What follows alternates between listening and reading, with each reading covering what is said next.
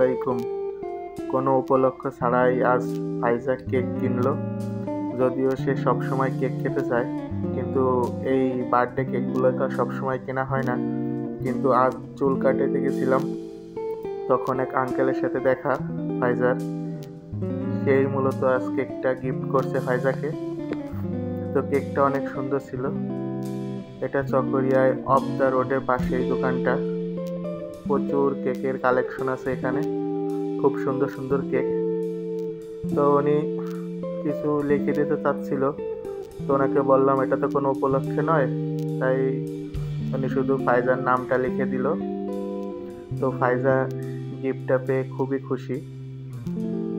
তো কেকটা আমরা সুন্দর করে প্যাকেট করে নিয়ে আসলাম বাসায়।